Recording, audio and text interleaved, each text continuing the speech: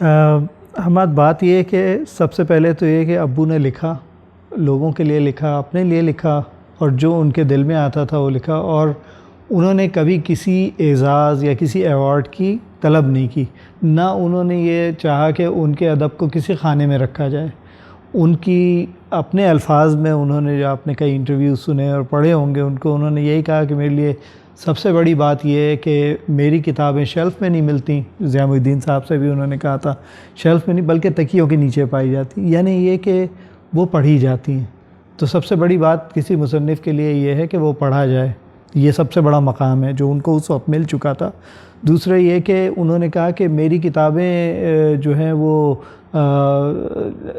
بک sellers جو ہیں، کتب فروشوں کے لیے کرنسی نوٹ کا درجہ رکھتی ہیں، اور یہ واقعات ہمیں اب لوگ بتاتے ہیں، ہم تو چھوٹے تھے لیکن اب بھی یہ ہے کہ ایک دفعہ کتاب آ جاتی تھی تو لائبریری والے اس کو کئی روپوں میں چلاتے تھے، اور اس کا کرایہ بہت زیادہ بڑھا دیتے تھے۔ کتاب کی جو فزیکل، جو اس کی اپنی قیمت ہوتی تھی اس سے کہیں زیادہ وہ اس سے کماتے تھے۔ وجہ یہ تھی کہ لوگ پڑھنا چاہتے تھے، یہی ان کا مقام تھا۔ اور آج کہاں ہیں کھڑے ہوئے وہ؟ ایک وقت گزرتا گیا، کئی نسلیں جوان ہوئیں، آج بھی آپ فیس بک پہ اور سوشل میڈیا پہ دیکھیں تو نئی نسل ویسے ہی پڑھ رہی ہے، نئی نسل ویسے ہی عمران پسند اور فریدی پسند ہے، اسی طرح سے ان بحثوں میں جس کی ہم آگے بات کریں شاید، وہ ان کو اسی طرح سے دیکھ رہی ہے اور پڑھ رہی ہے۔ اور اس دوران میں ہوا یہ کہ جو ادب کا حصہ نہیں سمجھتے تھے وہ بھی اسے اب ادب کا حصہ سمجھنے لگے ہیں۔ بڑے بڑے لکھنے والے اور بڑی محبت کے ساتھ تذکرہ کرتے ہیں کہ وہ بھی پڑھتے تھے۔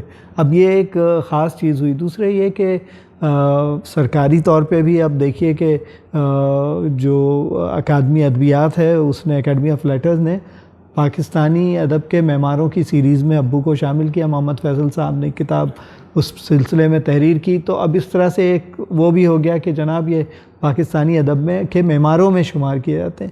پھر ان کی نیشنل بک فاؤنڈیشن والوں نے بھی ان کے جو انتخابات تھے ان کے انشائیوں کے وہ شائع کیے۔